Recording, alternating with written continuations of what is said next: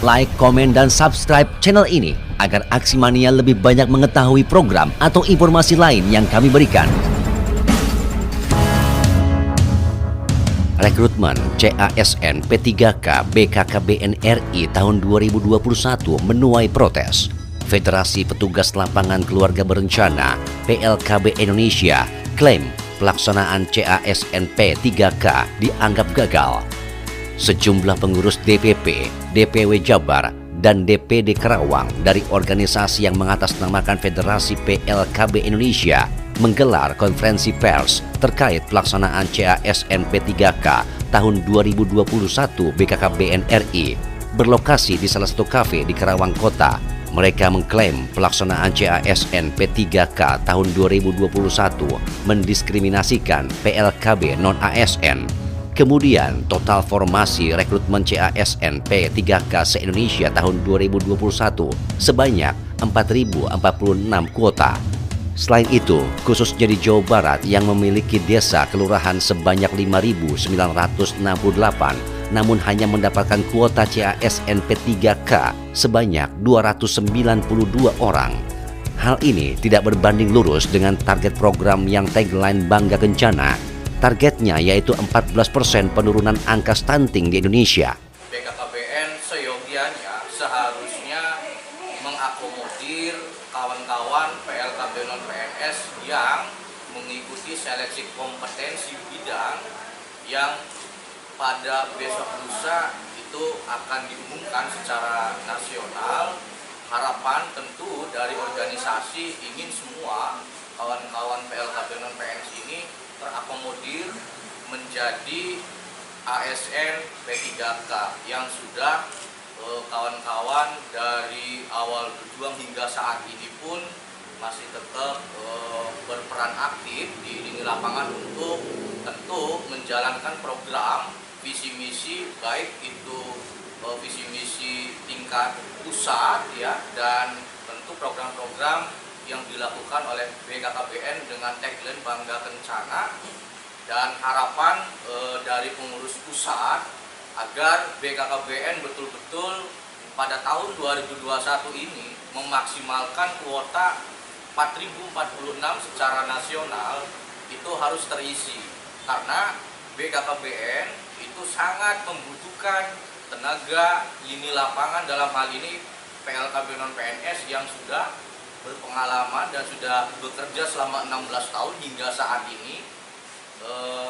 Itu betul-betul harus diperhatikan. Selanjutnya pun BKKBN diberi tugas oleh Bapak Presiden Joko Widodo tentang penanganan prevalensi stunting di Indonesia itu 2024 itu harus mencapai 14%. Bagaimana kalau tenaga di tingkat lini lapangan itu tidak terserap atau tidak terakomodir kuota yang sudah ditetapkan oleh Menpan, itu kami sangat khawatir tugas yang diberikan oleh Presiden untuk penurunan stunting di Indonesia mencapai 14% itu akan kurang berhasil kalau BKKBN tidak memperhatikan ujung tombak lini lapangannya.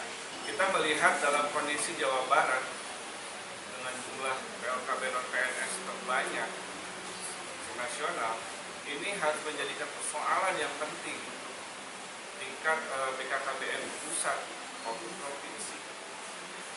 Karena yang sudah jelas kita kerjakan ini adalah SDM yang sangat berkompeten di masyarakat. Kita membina kepada masyarakat dari semenjak lahir hingga meninggal pun data dan pembinaannya selalu ada di kami. Besok kami akan mendapatkan pengumuman terkait hasil kelulusan seleksi kompetensi bidang, yang mana sebelum pengumuman itu kami sudah desak BKKBN dengan cara diskusi, dengan cara audensi, itu belum kami menemukan hasil. Formasi untuk tahun sekarang itu adalah 4.046 yang terserap seluruh Indonesia atau secara nasional hanya 2.700-an. Di sini hanya 66% yang bisa terserap. Artinya sudah jelas BKKBN itu gagal dalam rekrutmen tahun sekarang. Dan solusi yang kami berikan kepada pemerintah dalam hal ini BKKBN agar kami bisa menjadi seorang ASN.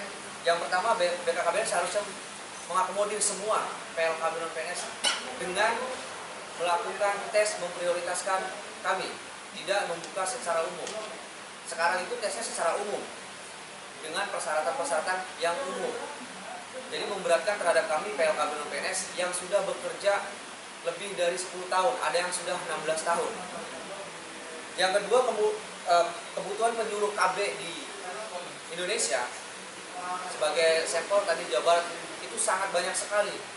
Nah, maka dalam ini BKKBN harus mengakomodir semua PLKB yang ada di Jawa Barat yang ikut SKB kemarin, karena kalau sudah diakomodir semua pun tetap akan kurang. Dan solusi yang kami berikan untuk tahapan sekarang, yakni pelamar yang mendapat nilai di bawah ambang batas diberikan kesempatan untuk lulus SKB.